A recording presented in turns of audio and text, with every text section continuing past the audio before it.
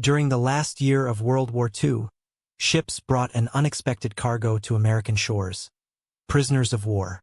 The huge Atlantic was rife with danger and convoys. They included German women, many of whom had been caught while working as nurses, administrative staff, or auxiliary forces in areas that were now falling under Allied control. They had been warned to anticipate punishment, adversity, and privation. They could hardly have imagined what lay ahead of them. The United States was at the height of its wartime output in early 1944. Despite years of international conflict, grocery stores stayed supplied, freight trains thundered across the plains, and cities shone with factory light into the night. The country that had armed itself and its allies was also able to maintain a full table at dinner.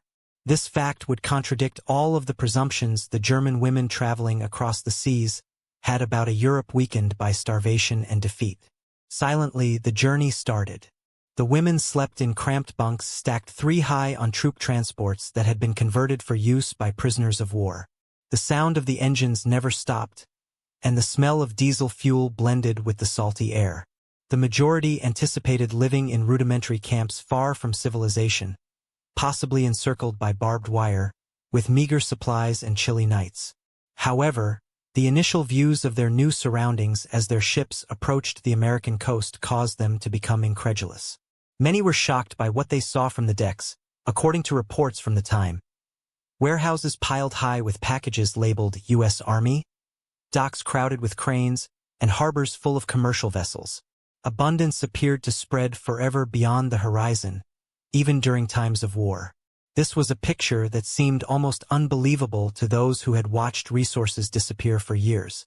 The ladies were transported interior by trains from East Coast ports to POW camps located throughout the Midwest and South. The actual camps were well-kept, walled, and anonymous. Inside, food was provided in regular, substantial servings, bunks had clean bedding, and barracks were heated. The first sensory shocks started here. The aroma of grilled meat filling the air, the endlessly hot coffee, and the sight of American chefs cooking with products that had long been missing from German kitchens. The abundance was almost unbelievable to ladies used to ration cards that could have permitted 2 ounces of butter per week or 1 egg on special occasions. They had experienced shortages, bombs, and propaganda portraying the Allies as worn out and decadent. Now that America's supply lines were overflowing, many started to wonder what power actually meant in today's conflicts. There was a lasting impression from the first hamburger taste. The combination of rich beef, soft bread, and the strange tang of pickles or mustard was both strange and familiar. For many, it was more than simply food. It was a representation of a nation that could feed everyone, including its adversaries. And the taste of industrial strength masquerading as refreshment was present when Coca-Cola emerged, cold, sweet, and fizzy. Although letters were rigorously examined and filtered, several inmates wrote home to share this unexpected comfort. One remembered how odd it was to hear American workers nearby laughing at lunchtime, the smell of barbecue blending with the sound of swing music on radios. These seemingly innocent sensations would later become parts of a much bigger realization, that the fate of the war depended not only on troops and weaponry but also on a society's ability to survive. The Geneva Convention was followed by the American Guards, many of whom were only a few years older than the inmates. Although there was discipline, there was no brutality. Meals were prepared with meat, vegetables, bread, and dessert in accordance with military requirements. The contrast was startling to the women who recalled scrounging meals from dark bread laced with additives and fake coffee. Not all inmates expressed gratitude. Some were resentful of the abundance because they thought it was intended to degrade or re-educate. However, the fact that America's success was evident everywhere could not be concealed by skepticism. Every day, trucks arrived with new supplies. Produce from nearby farmers was delivered straight to camp kitchens. Here, things that had seemed unthinkable in Germany in the last months of the war appeared commonplace. American cities went about their daily lives without the fences. The streets were lined with trees, children rode bicycles, butcher shops sold pieces of meat that had not been rationed, and grocery stores stocked baskets full of fruit. From inside the camps, these scenes appeared to be glimpses of a different world, one in which existence was not determined by scarcity. It was a wake-up call for women. They had learned from the war that Germany was battling to survive against foes who wanted to destroy it. However, in the silent cadence of the camps, the evidence pointed to a different conclusion. The United States didn't look starving or desperate. It was flourishing. Its factories provided both peace and violence, and its fields yielded eternally. Occasionally, the scent of faraway cooking fires, barbecues, cafeterias, and camp kitchens all burning together would waft toward the ladies as they sat outside their barracks in the evenings, watching the sun set. Warm and smoky, the smell turned into the scent of inconsistency. They were fed properly, but they were prisoners. They lost, yet they were surrounded by plenty. Every subsequent perspective would be influenced by what they saw and tasted during those initial weeks. More than any speech or pamphlet, this introduction to America, its cuisine, its order, its serene confidence, left a lasting effect on many. It signaled the start of a change that would last long after the war was over. The following chapter shows how this abundance, which was previously only tasted, started to change these women's perceptions of power, productivity, and what triumph actually meant as history progressed. Fading outlines against the American horizon were the ships that had transported them across the Atlantic. The unending sound of the ocean lay behind the German women prisoners, while a nation that appeared unaffected by the conflict lay ahead. They had just a day before gotten off the trains and entered the camps, where the air smelled of gasoline, detergent, and bread rather than gunpowder or smoke. That first supper, real meat, warm and ample, was still fresh in my mind. What was waiting for them, however, would appear even stranger. A dish known to Americans as a hot dog.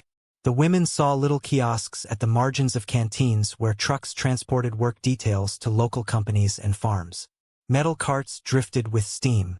In line, soldiers and guards held soft white rolls in their palms while engaging in light conversation. Although the inmates had seen sausage before, they had never seen it this way, stuffed onto a bun and covered with crimson sauce and brilliant yellow mustard. One guard gestured for them to try while he laughed softly. Their suspicions were aroused by the term dog alone. Nevertheless, curiosity and hunger prevailed. The response rippled down the line as soon as the first bite hit their lips. It was strangely sweet, spicy, and warm. In contrast to the gritty, black loaves they had been accustomed to in Germany, the bread was soft. Astonished that such simple could taste so delicious, several blinked. The hot dog appeared to be a bountiful innovation to ladies who had rationed thin soups and turnips during the final winters of war. POW camps across America adhered to the stringent guidelines established by the Geneva Convention. Meals for prisoners were to be on par with those of American soldiers, which in reality frequently meant better cuisine than most Europeans could have imagined in 1944. Partly out of habit and part out of human kindness, American civilians and guards would eat lunches as the inmates worked, harvesting crops, fixing fences, loading supplies. In wide fields and manufacturing yards, the hot dog evolved into a sort of unofficial peace offering that was traded without fanfare. Even the smell of food shocked several of the women, who later wrote home in censored letters. Smoke billowing from chimneys usually a sign of trouble in Germany, but in this case it indicated that someone was cooking. The meat itself was produced in factories that operated day and night and came from animals grown on enormous industrial farms. It was hard to imagine the enormity of it all. Unaffected by bombardment, America has transformed the whole country into a machine of plenty. The guards occasionally made jokes when they opened their own lunches, referring to the sausages as victory dogs or freedom franks. The inmates felt the tone was light, but they seldom ever understood the words. They saw Americans eating swiftly, informally, and frequently while standing in between mouthful. There was discipline and silence during meals in the camps, but here the pauses were punctuated by laughter. They were more surprised by informality and a sense of assurance that they had more than enough than by luxury. Another unexpected was the mustard's flavor. In contrast to the earthy, thick flavors they were accustomed to, this one was sharp, vinegared, and brilliant on the tongue. The scarlet and sweet ketchup looked nearly childish, but it was appropriate. "Is this war?" they would murmur to one another. For many, It was the first time they understood that America's strength was found in its easy supply of comfort as much as in its industries and weapons. Decades after it was first created using recipes created by German immigrants, the hot dog had become distinctly American. Its path from European sausage to national emblem reflected the United States' own metamorphosis. As its origins were melted into a new identity, some of the inmates were aware of such irony. The sight of familiar shapes in new hands caused them to reflect on the loss and transformation of their own country. According to reports from the camps, the German women were productive and well-behaved employees. Many of the guards reciprocated by showing them practical respect. A cup of coffee, a shared cigarette, or a hot dog given without asking were examples of tiny acts of kindness that were attainable but manifested by actions rather than words. These incidents carved out small pockets of humanity within the battle, but they did not obliterate it. The inmates occasionally smelled community gatherings outside the walls on Sundays when work slowed and camp procedures loosened. They included laughter, gramophone music, and that lingering smell of barbecued meat. They saw it as a hint that there was another world, one that was characterized by richness rather than lack, that existed parallel to their captivity. There was a certain strength in the simplicity of that scent. It informed them that Americans managed to celebrate, eat, and lead normal lives despite international conflict. A few of the women attempted to replicate the flavors they had experienced. With few supplies, they formed sausages out of canned beans or beef and baked rudimentary rolls in camp ovens. The effort was important, but the outcomes were rarely as good as the genuine thing. It became a silent ode to adaptation, a reminder that memory might mimic freedom even when it was surrounded by barbed wire. Later, historians noted that food frequently turned into an unsaid language between the captive and the captor. Meals were a show of power as much as compassion in the United States, whose warehouses were crammed with agricultural surpluses. It was a sign of confidence and control to feed your enemy well. However, the act also made both sides more relatable. Ideological barriers could be temporarily broken down by a simple shared lunch. Word had gotten out by the end of 1944 that the Americans were serving hot dogs in the POW camps. It was a mix of amazement and rumor for newcomers. Before they saw the grills themselves, rows of sausages sizzling outside, some people had their doubts. Despite its seeming smallness, that scene stood in stark contrast to the destruction engulfing Europe. It alluded to the industrial machine that supported the Allied victory and exposed the material divide between nations. The women spoke quietly about what they had witnessed in the evenings as the sun sank below the camp walls. Instead, they talked about food, bread that never seemed to run out, meat that tasted of ease and spice, rather than strategies or conflicts. As a symbol of a nation that had transformed comfort into culture, the hot dog became more than just a food item for them. Within those guarded enclaves, a silent realization was growing that the conflict was far from done. America's abundance was evident, palatable, and indisputable. It was not a publicity trick. Every piece of food united a world split along ideological lines. Another aroma started to permeate the air as laughter reverberated from the canteen. Somewhere nearby, new coffee was brewing, a sign of what will be revealed in the following modern life discovery. The memory of the first hot dog still lingered. A soft bun, a strange spice, the warmth of something both foreign and familiar. For many German women prisoners, that first taste had been their introduction to an America that seemed to thrive even amid war. But the surprise of one meal was only the beginning. Soon, they would witness an entirely different spectacle, one that would fill the air with smoke, laughter, and the smell of grilled meat rising above the barbed wire. By mid-1944, America's prisoner-of-war camps stretched from Texas plains to the forests of Wisconsin. These were not the frozen stalags of Europe but structured, disciplined facilities built with a purpose. Most followed the Geneva Convention standards, ensuring food, shelter, and humane treatment. Within those fenced compounds, German women were assigned tasks: laundry, field work, or clerical duties for the U.S. Army. Days were ordered, predictable, but on certain afternoons, routine gave way to something almost surreal. On the 4th of July or Labor Day, American camp guards set up makeshift grills in open yards. They stacked wood or charcoal, preparing to celebrate in a tradition that was both humble and deeply national. For the prisoners, it was unlike anything they had ever seen. Barbed wire cast long shadows on picnic tables draped with flags. Radios played swing music, carried by the wind. And then came the smoke. The thick, savory plume of barbecued beef and pork ribs, hissing and crackling in the heat. In Germany, the smell of roasting meat had grown rare by the late war years. Food shortages had turned meals into quiet acts of endurance. Butter, sugar, and meat were rationed to fractions. The contrast inside the American campyards was overwhelming. As the aroma of seared fat drifted over the compounds, it stirred both hunger and disbelief. Some reports later described women pausing mid-task, watching silently as American cooks basted ribs and flipped corn cobs glistening with butter. For the guards, these celebrations were normal.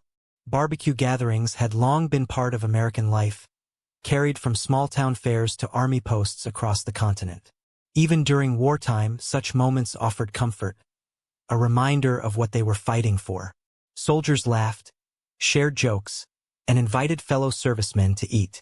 But what astonished the German captives was not just the food itself. It was the casual abundance, the ease with which these men treated luxury as routine. Barbecue was more than a meal, it was a statement of morale. In a country whose factories ran day and night, churning out tanks, planes, and ammunition, food supply reflected industrial power. America's ability to feed millions, both civilian and military, while still throwing feasts inside its borders, revealed a scale of production few Europeans could imagine. Grain from the Midwest, beef from Texas, and canned goods from Chicago all flowed in steady rhythm.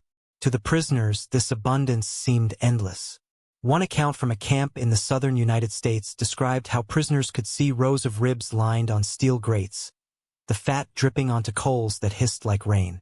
The guards, wearing rolled-up sleeves, worked methodically, turning meat with long forks, laughing as smoke curled around their faces. German women who had once known kitchens of scarcity now watched as men cooked with excess, using butter, sugar, and salt as though they were limitless. When the food was served, the guards often shared portions with those nearby. Simple paper plates held cornbread, baked beans, and slices of beef.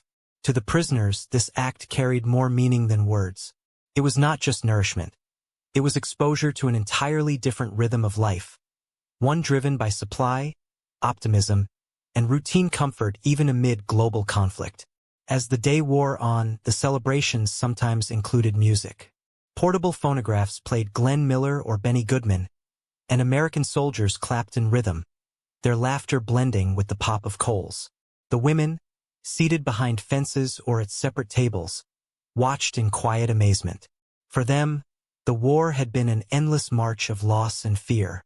Here, in a land untouched by bombs, they saw a nation that celebrated not with triumph, but with everyday joy. Historians later noted that such scenes were not staged for propaganda. They were simply part of American life during wartime. The guards and officers who oversaw the camps were instructed to maintain discipline, but also to treat captives humanely. And so, on those bright summer days, the line between captor and captive blurred for a moment, through the universal language of food and the smell of wood smoke carried on the breeze. Some prisoners later wrote in memoirs that they could never forget those afternoons. The sound of laughter, the rhythm of swing music, and the taste of tender meat burned into memory. It was not envy they felt, but a kind of awakening. They began to understand that America's strength was not only measured in weapons or soldiers. It lived in its farms, its kitchens, its ability to celebrate even when the world burned. As dusk fell, the fires dimmed, and the guards packed away the grills. Smoke lingered in the evening air, curling above the fences like a final signal of peace. The prisoners returned to their quarters, full or half-fed, still silent from what they had witnessed. Beyond the horizon, trains rumbled with supplies for Europe and the Pacific. America, vast and secure, seemed an ocean of plenty that no blockade could starve. The next morning, camp life resumed its rhythm. Roll calls, work assignments, distant whistles. But for the women who had stood at the fences, something had changed. The scent of barbecue and the sight of abundance had left an impression deeper than any ration card or headline could convey. It spoke of a world that thrived on production, on confidence, and on a belief that life, no matter how fragile, was meant to be lived. And as the summer of 1944 moved toward autumn, another surprise awaited them. A discovery not of food, but of comfort itself. The chapter that followed would reveal something even more shocking to those who had endured war-torn Europe: the first encounter with running water. The recent barbecue smoke was still hanging over the camp, clinging to the atmosphere like a memory that would not go away. The aroma was what haunted the German women confined behind the wire more than the sound of music or guard laughter. It reverberated around the facility like a whispered tale of a different planet, rich, strange, and unavoidable. Something that smelled of cooked meat, abundance, and quiet assurance emerged from the grill's ashes as an odd symbol of freedom. Many inmates recounted the aroma as their first real experience of American authority in their post-war memories. More than just the smell of buttered corn and grilled beef, it was a message spread by the wind. It described a country unaffected by shortages and a culture that allowed for joy even in the midst of a world war. The smoke and the sizzling fat were the only sensory details that stuck in their minds as much as any gunshot. Inside the fenced-in colonies dotted around the United States, life went according to a rigid schedule. The routine consisted of inspections, roll calls, and work details. Under military supervision, the women worked in sewing rooms, hospitals, and canneries. Beyond order and discipline, however, they noticed something quite different in their captors. A quiet confidence that stemmed from the act of eating healthily. This commonplace American wealth felt exceptional to the women who arrived from rationed kitchens and destroyed towns. The war had robbed Germany of its identity as well as its comforts. Meat became a faint rumor, butter rare, and bread gritty. Hunger had taken on a life of its own. They now witnessed an incredible contrast amid the peaceful heartland of their adversary.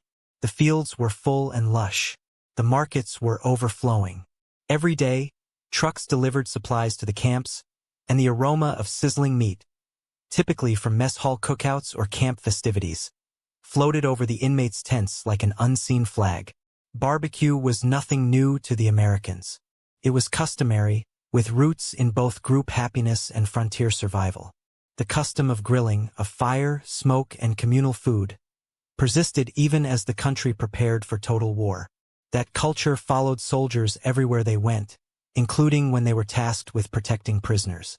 For those observing from behind the fence, that smell of meat burning over an open flame became the aroma of everyday life in America. According to historical accounts, some guards would cook close to the border, causing smoke to rise and spread on both sides of the fence. It was just a coincidence, not deliberate cruelty. However, it held great symbolic meaning for the inmates. The physical line between captor and hostage appeared to be blurred by the smoke, suggesting a freedom they could feel but not touch.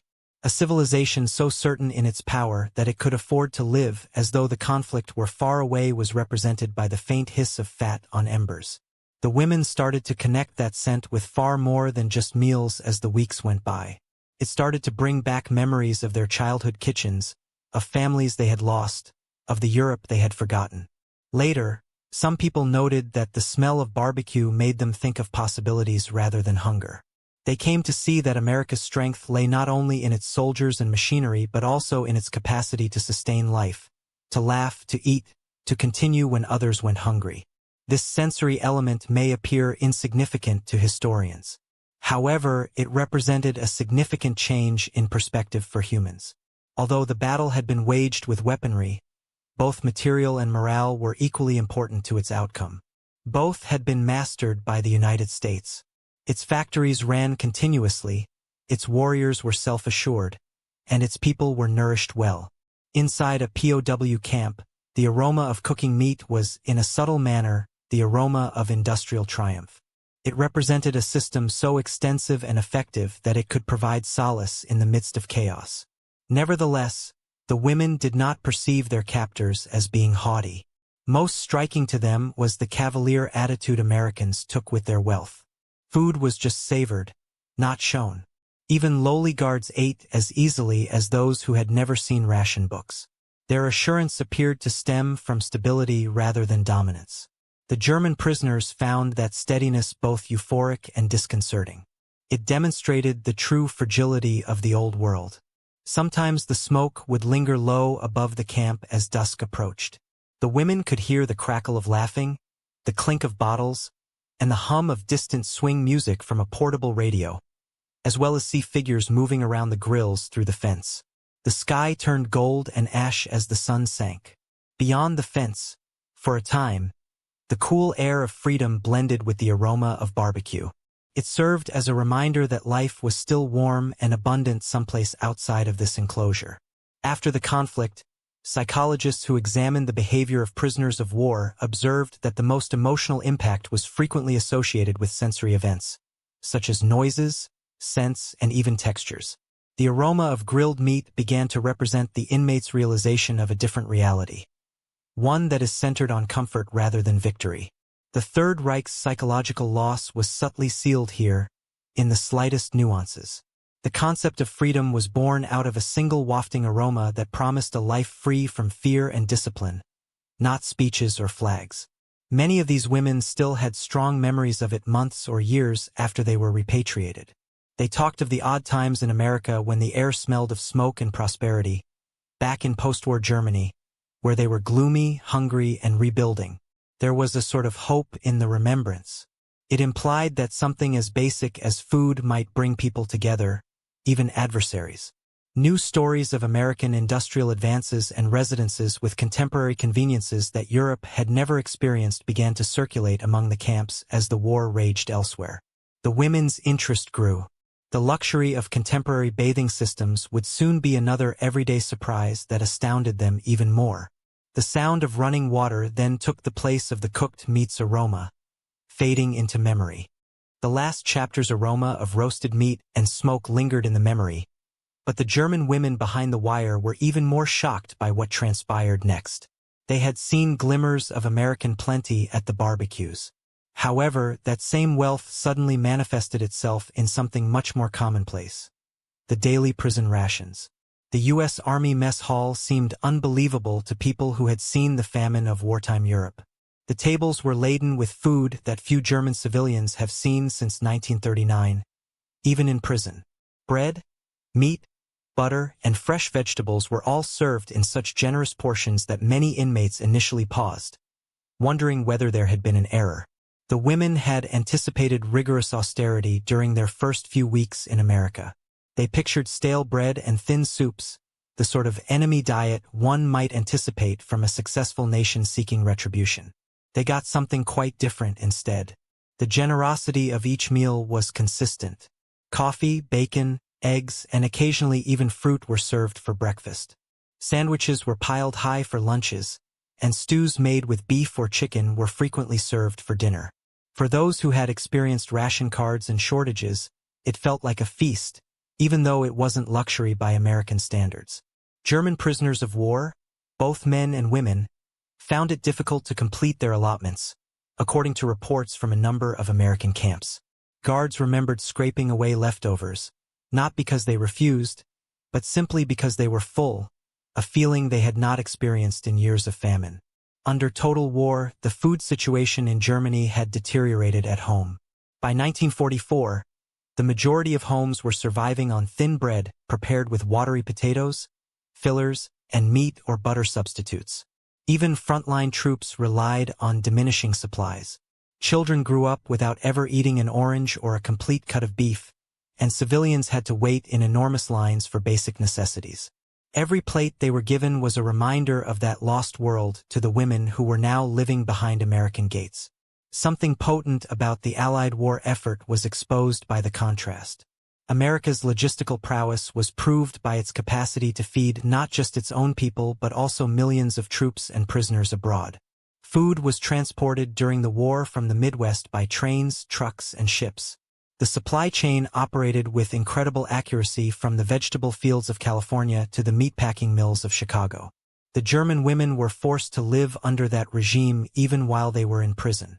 Although the meals they were given were cooked in accordance with the Geneva Convention, the United States went above and above what was required. By calculating calorie requirements, nutrition specialists made sure that even inmates were fed a balanced food. Army contracts brought fresh vegetables from local farms to many camps, and wartime stockpiles brought extra canned items. Former inmates were shocked by this, as evidenced by letters and subsequent interviews. As prisoners of war in America, our rations were better than what our families had at home, one remembered. Compared with them, we ate like kings. Both thankfulness and remorse accompanied that realization. They were reminded by every taste of a country that was starving due to blockades and bomb assaults. For their part, the Americans saw good treatment as policy rather than weakness. Humane conditions, according to the War Department, promoted discipline and decreased the likelihood of rebellion. Another consideration was propaganda value. Washington wanted Axis captives to return home and share their experiences of being treated well while in American custody. In this way, food evolved into a covert diplomatic tool. These dinners were the focal point of daily life in the women's colonies. After spending the day working, studying, or knitting, they congregated in tiny mess halls with sizzling food on platters. They occasionally got special treats, such as cake slices, in-season fruit, or even ice cream when supplies permitted. It seemed unreal to them. Some murmured that they were being fattened for propaganda photos, but eventually mistrust turned to grudging faith. Later, psychologists examining the conduct of prisoners of war observed that regular, high-quality meals had quantifiable impacts on morale. In many instances, the ladies became more cooperative, calmer, and healthier. Here, hunger, one of Europe's most potent instruments of control, has no place. Rather, food turned to become the unanticipated link between adversaries. Some inmates took satisfaction in learning American cooking techniques and assisting in the kitchen. They cleaned pots, peeled potatoes, and observed chefs preparing meals with items they hardly knew. Novelties included peanut butter, cornmeal, and garlic. The mere profusion of sauces and spices represented a nation untarnished by the scars of war. They were even shocked by waste. Coffee spilled at the end of a shift, uneaten bread tossed away. It was practically sacrilegious to people who had experienced rationing. But eventually, comprehension took the place of incredulity. The inmates started to understand the link between victory and supply, and between food and morale. More important than any tank or bomber was America's capacity to feed millions of people without hardship. Even a POW meal, the tiniest component of this enormous industrial system, spoke of its immense capability. That insight sowed the first seeds of admiration for the adversary they formerly hated for many. They came to the conclusion that the United States was not only wealthy but also well organized. Without losing its humanity, it could withstand battle. Amid the clatter of trays and the aroma of roasted vegetables, in the smoky kitchens of the camps, the ladies had a glimpse of the fundamental cause for the Allied success. A society that could strike a balance between compassion and strength. The memory of those dinners persisted when repatriation started at the end of the war. Many came back to a hungry and divided Germany, where reconstruction had just started and bread was in short supply. Some told their relatives that they had never been fed better by their own government than by the Americans. Such recollections persisted in the background for years, influencing post-war views of America as a provider rather than a conqueror. The German women's amazement was far from finished as they adjusted to this peculiar wealth. Another discovery, the wonder of America's contemporary kitchens and limitless hot water, was ahead of them. It sparkled like silver and hissed with steam. The tale of plenty was just getting started. The revised, crumpled, and frequently delayed letters from home had started to arrive, but they contained shards of once-known lives. Many German women prisoners of war continued to read them again at night while carefully folding them under their pillows. Yet during the day, simple gestures and shared meals that were more expressive than written words started to break the stillness of confinement. It began with the tiniest of interactions. A coffee mug shared down the line of workers, an apple offered across a picnic table.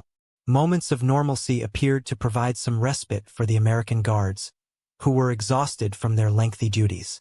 The barbed wire dividing them remained in place, yet in these fleeting moments it seemed inconspicuous. Paper plates rustled in the wind, Hot dogs sizzled over metal grills, and cautious laughter united two nations that had once been sworn foes. Food was a constant in the rhythm of the camp's operations. POWs participated in work programs throughout the Midwest, helping to stack lumber, harvest corn, and fix farm fences. Under the broad sky, where soldiers stood guard but no longer scowled, noon delivered food. The initial skepticism had subsided by that stage of the war. Scenes that would have appeared unthinkable in 1943 were reported, including German female captives sitting under American flags and trying ketchup for the first time while debating whether or not to believe its sweetness. On national holidays such as Thanksgiving, Labor Day, and Independence Day, some guards encouraged them to engage in picnics. Although the women were unaware of the significance of those dates, they sensed a spirit of celebration. Trays of ribs, corn on the cob, and soft buns baked in mess halls with a subtle vanilla and wood smoke scent were served in camp kitchens. The Americans referred to it as barbecue. The women watched as meat was coated with a sweet, spicy sauce that was as thick as tar. Like a communication from another universe, the smell permeated the compounds, moving between watchtowers and barracks. Later, many prisoners of war recounted these incidents incredulously. They believed that every bread was counted, every potato was stored, and food had long been rationed. They now observed soldiers consuming food in excess, second helpings, desserts, and bottles of Coca-Cola clinking in the sunlight. The quantity was astounding. No country with such luxury could ever have been vanquished, some said. Others remained silent as they tried to make sense of what they had seen in relation to all they had been taught about America. Conversations started around these communal tables. They were simple, halting, and largely useful. You've been here for how long? Do you long to be at home? What is the name of that sauce? A few broken German words, a few English phrases, and occasionally nothing at all, just grins and gestures that conveyed what words could not. Some of the guards appeared inquisitive rather than antagonistic, and they were frequently young, no older than the inmates. The prisoners, who had never seen German women up close before, were also taken aback by how normal their captors appeared to be.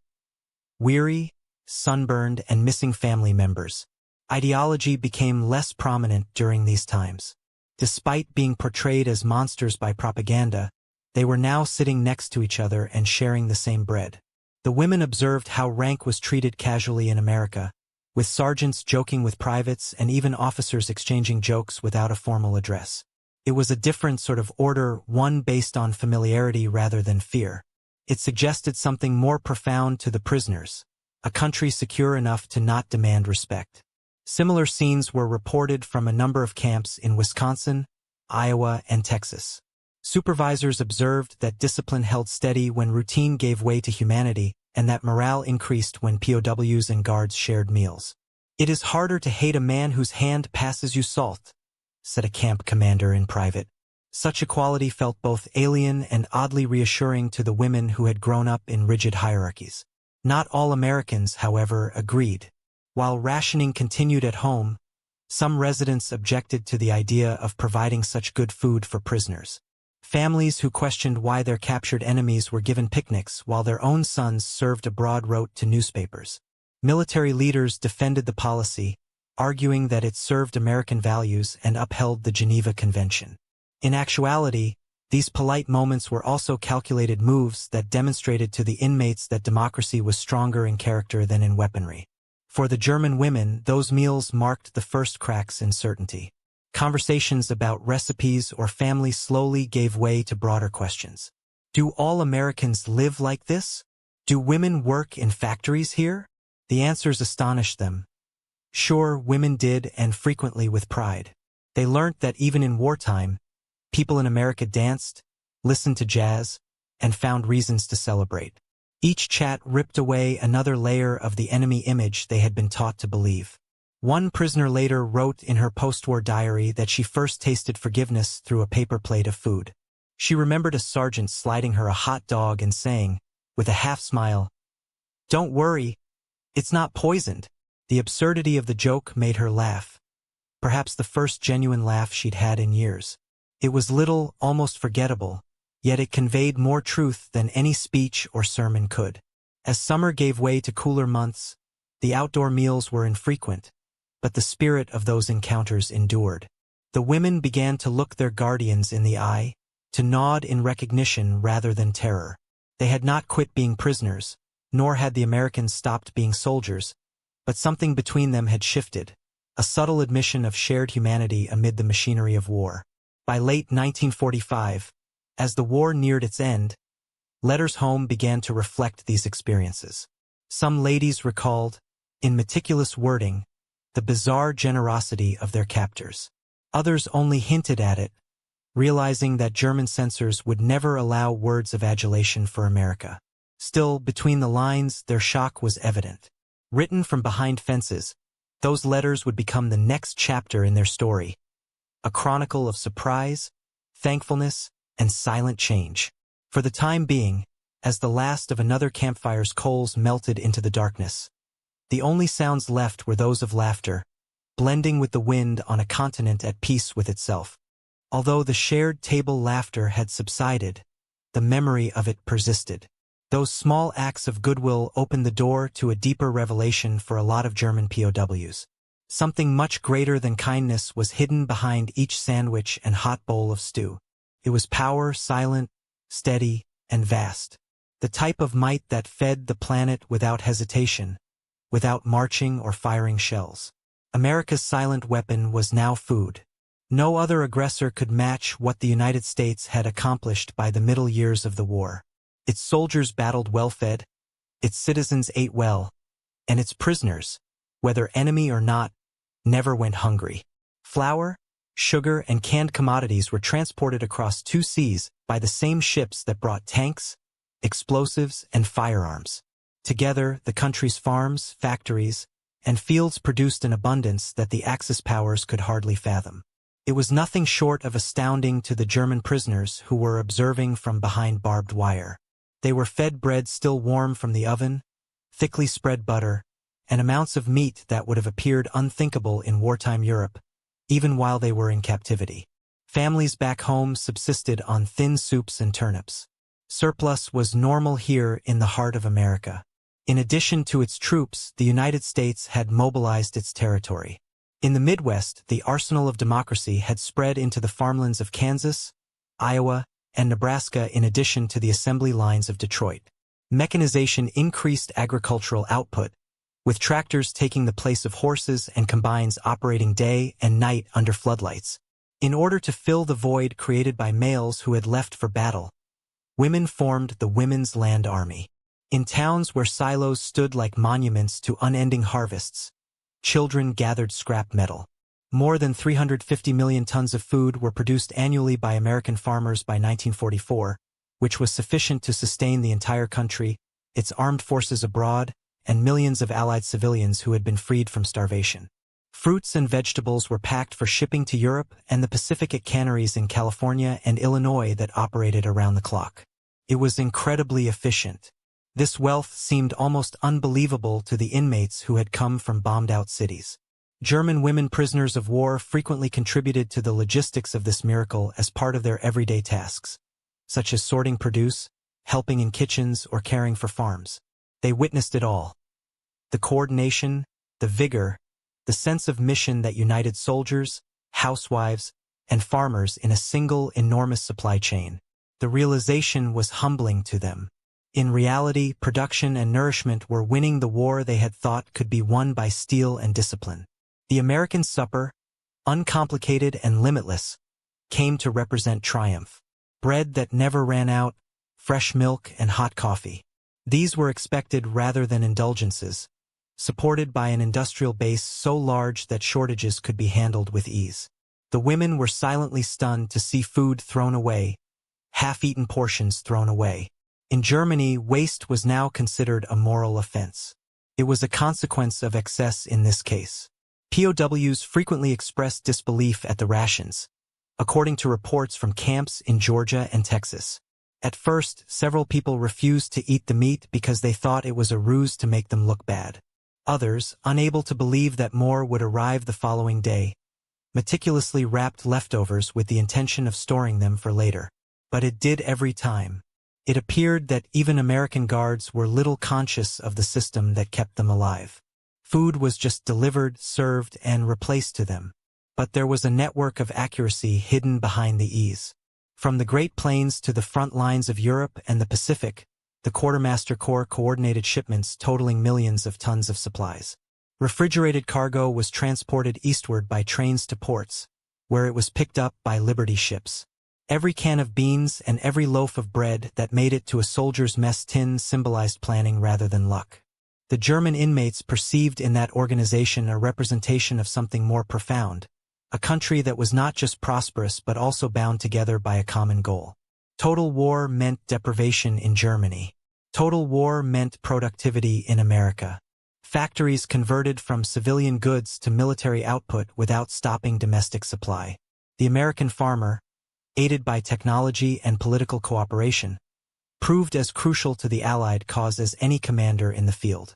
In chats among themselves, the POWs began to draw quiet similarities. They spoke of their homeland's shortages, the illegal markets, the hunger that plagued even faithful inhabitants. They recalled standing in bread lines, ration cards gripped in hand. Now, encircled by seemingly endless fields, they realized what failure actually meant. Not just in combat but in endurance as well. It was later characterized by some historians as a shift in viewpoint. The inmates came to understand that America's power lay not only in its arsenal but also in its capacity to support both peace and war at the same time. Instead of dogma, industry, not just tanks and airplanes but also tractors and canning machines, maintained their victory. The contrast was almost unpleasant. Germany, by 1945, faced disintegrating infrastructure, damaged railways, and food shortages so acute that even military rations were halved. In America, rationing existed primarily in theory, a patriotic gesture rather than an actual burden. The difference was in scale. A continent's worth of farmland, undamaged by war, feeding not only its people but its allies and its foes alike. Many German POWs would look back on this understanding as the moment they realized the entire depth of America's might. Food, they came to learn, was as strategic as fuel or munitions.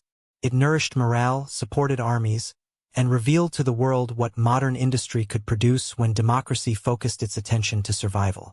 One prisoner later reported watching trains drive past their camp, freight cars filled with grain and canned food destined for Europe.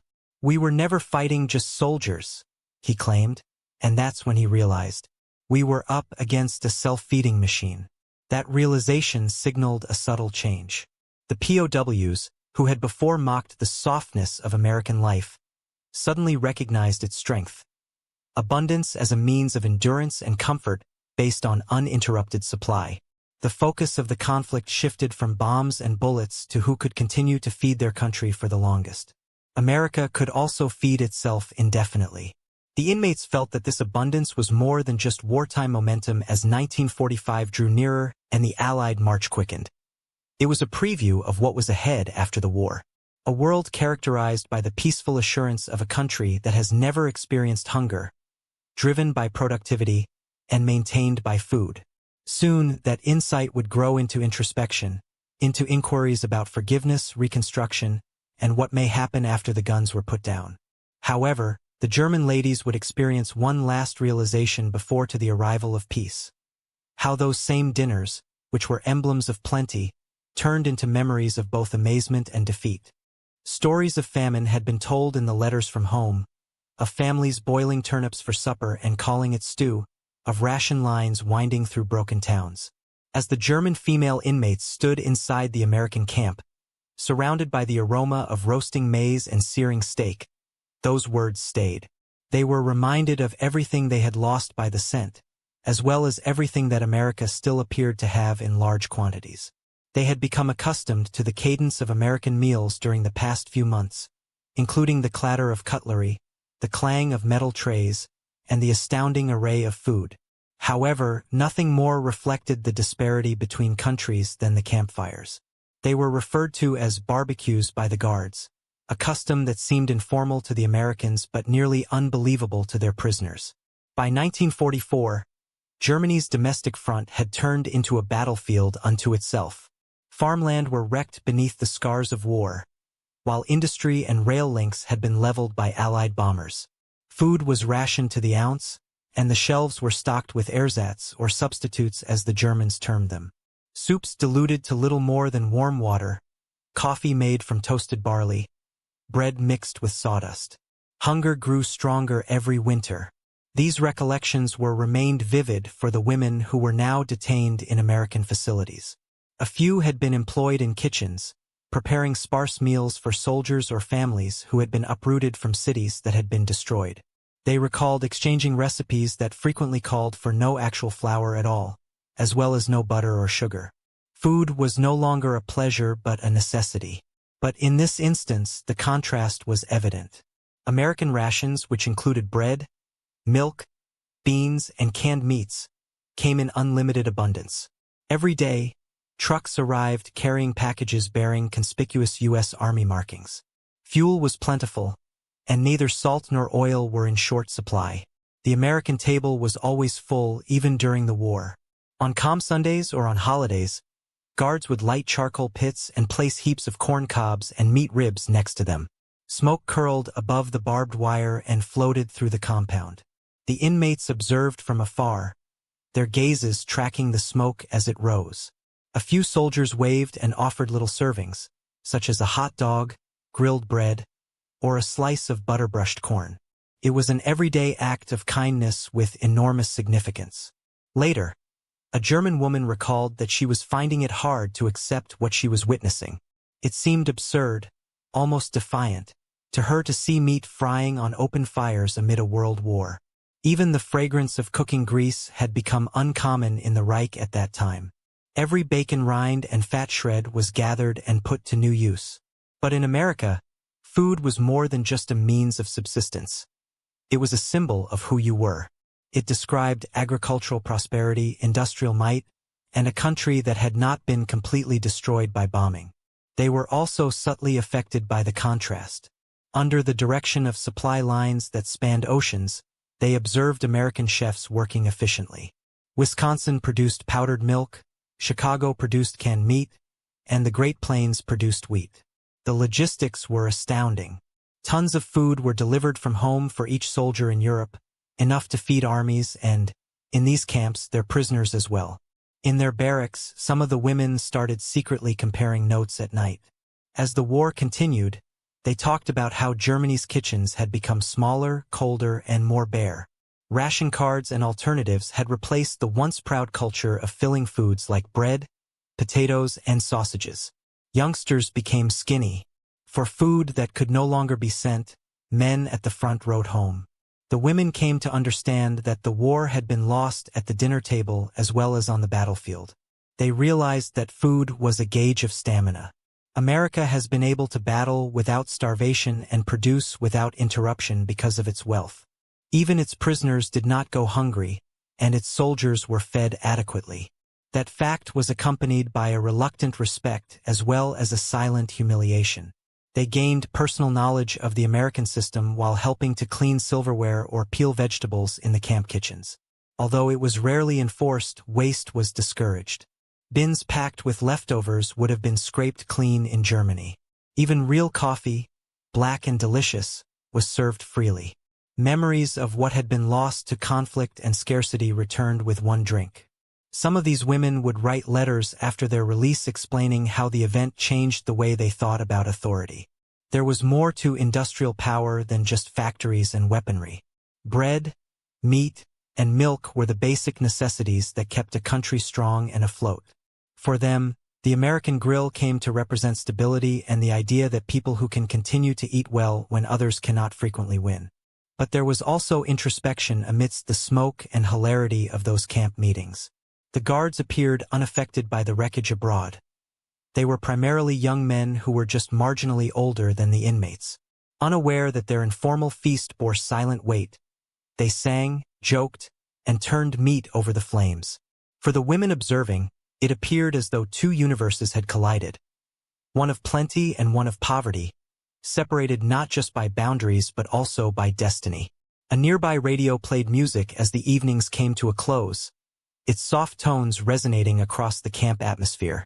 Wearing garments that smelled of cooked meat and grilled corn, the women went back to their lodgings. As they lay on their bunks that night, many of them thought about kitchens instead of war, about what they had lost, and what may come back. Like a memory that would not go away, the smoke from the grills continued to hang over the area in a faint form the following morning. New food shipments soon followed, and camp life resumed its pace.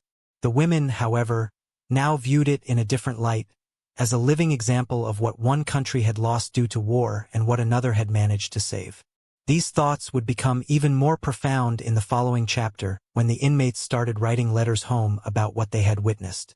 These letters were not resentful but rather expressed silent amazement at a world that still appeared to flourish in the midst of conflict. By the time the women started writing home, the memory of roasted meat had just begun to dissipate. Following weeks of watching American camp kitchens and cookouts, they couldn't help but want to share what they had seen and consumed. However, before crossing the Atlantic, their comments would be sifted by guards and translated clerks, passing through several levels of censorship. Even after those sentences were removed, there was still a sense of quiet surprise. Depictions of dinners that seemed like fiction to families in impoverished Germany. These letters became quiet messengers of dispute from the ruins of Hamburg and Dresden to the camp mailrooms of the American Midwest. They described inmates who received decent treatment, food, and clothing that many Germans could hardly fathom. Such reports appeared nearly unreal during the last fall of battle. Each letter home was a confession and a source of solace for the women who wrote it.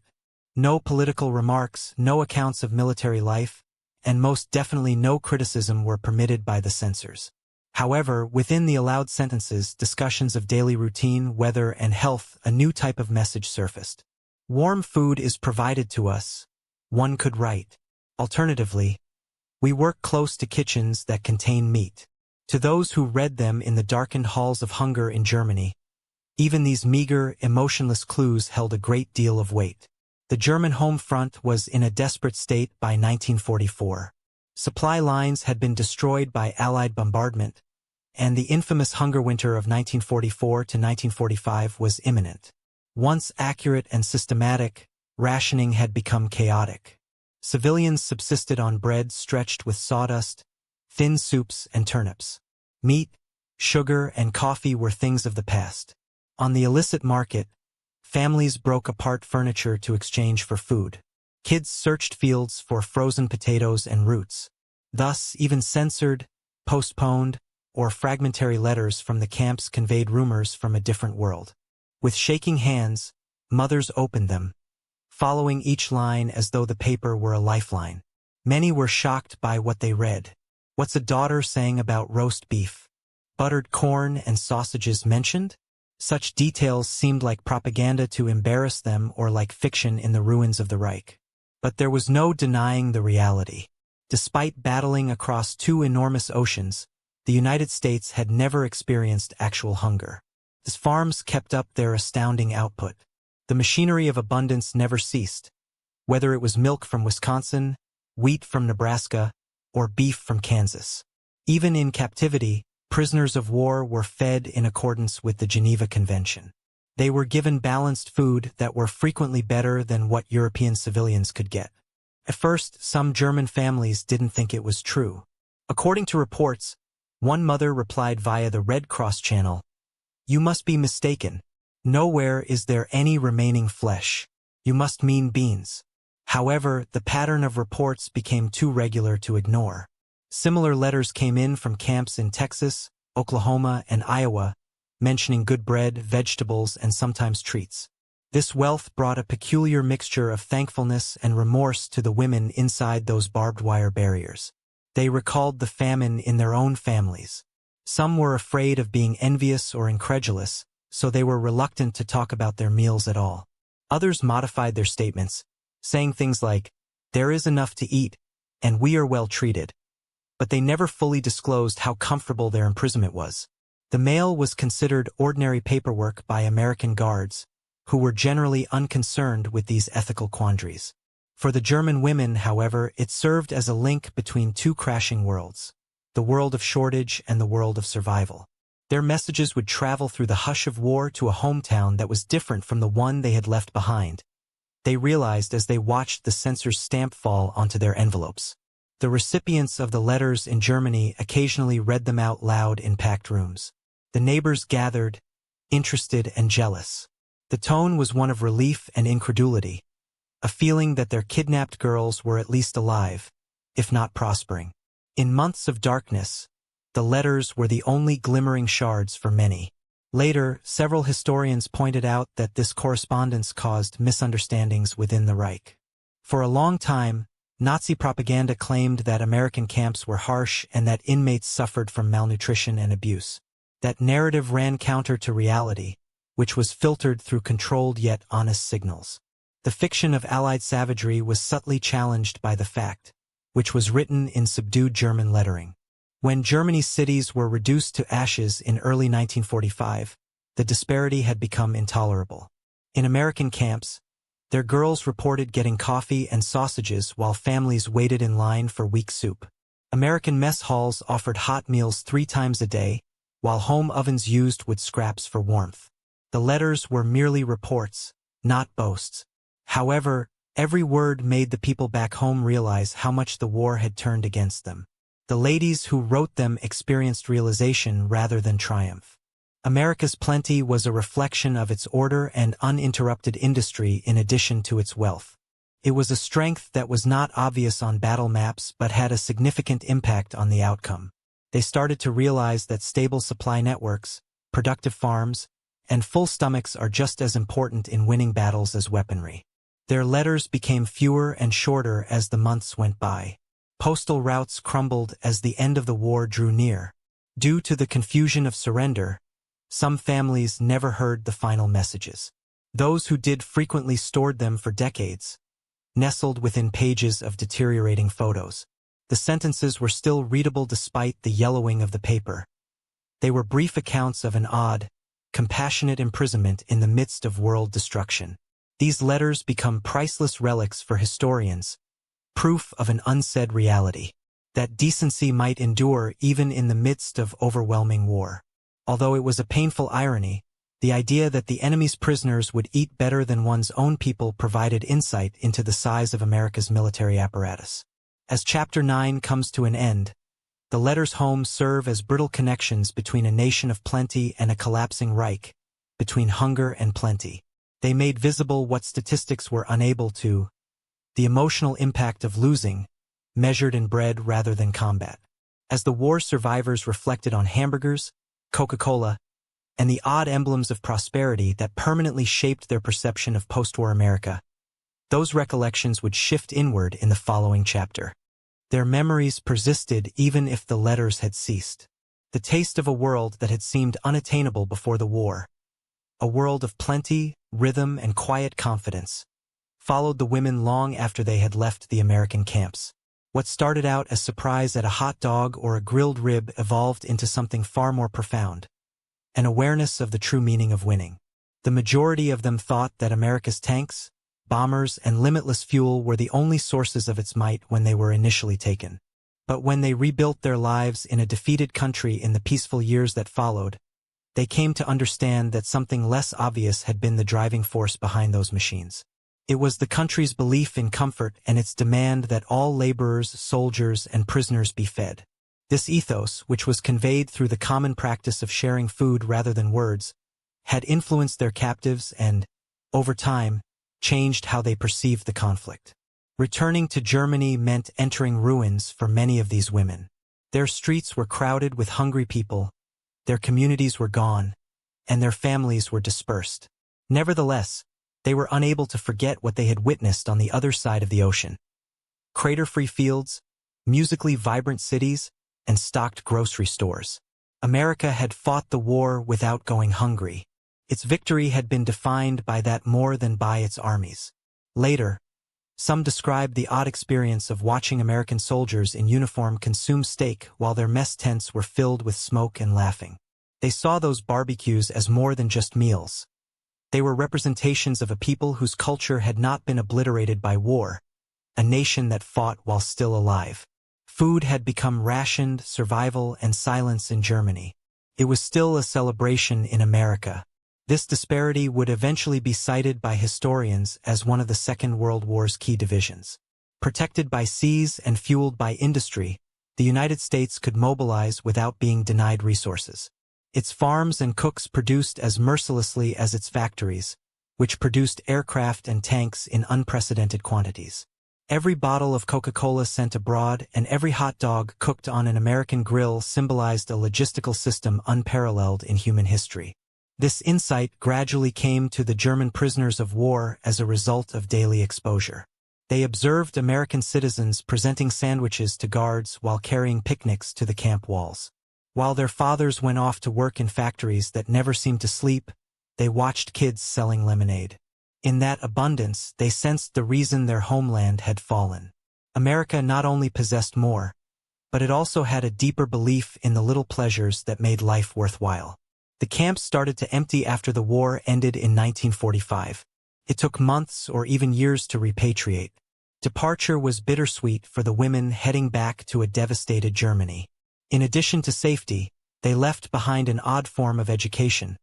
Lessons gained from quiet evenings under American skies, cafeterias, and kitchens. They had come to understand that power could wear an apron as easily as a uniform. Some of them spoke of these memories decades later, in interviews and memoirs. They described the taste of soft white bread, the fizz of a cold soda, the smoky sweetness of a backyard barbecue. These delicacies became more than just nostalgic to them. They served as a reminder of a society that had resisted giving up its humanity to conflict. That revelation had a profound effect on women who had been raised in an era of scarcity and misinformation. Years after being released from prison, one ex-inmate stated that she would never again consider an American dinner to be unimportant. She clarified that it was more than just food. It demonstrated that they could triumph without sacrificing themselves. Her sentiments echoed what many had sensed but could never quite express, that America's ultimate weapon was not just its technology, but its capacity to remain normal in a world burned by catastrophe. Back in Germany, the rebuilding years were difficult. Cities cleared rubble, factories reopened, and the Marshall Plan began to feed Europe's recovery. For those who had been POWs, it felt like a second awakening. They saw American trucks transporting grain, powdered milk, and canned goods, echoes of the same abundance they had previously enjoyed in captivity. Even the smell of coffee or fresh bread would sometimes pull them back to the camps, to those improbable moments of warmth amid defeat. As the Cold War took shape, the meaning of such lunches got stronger. To many Germans, America's wealth came to represent more than capitalism or politics. It was a promise of security, of comfort, of choice. The POWs who had previously been fed by their captors now watched their nation align with its erstwhile adversary, bound not by doctrine but by mutual aspiration. The recollection of food, of basic human kindness, helped to heal the wounds caused by the conflict. One day, the women who had formerly gaped at hamburgers and barbecues would witness their own kids consuming them without restriction, beneath a bomber-free sky. That continuity was enough of a triumph for them. They would recount these memories with a mixture of humility and awe decades later in private interviews in family meals.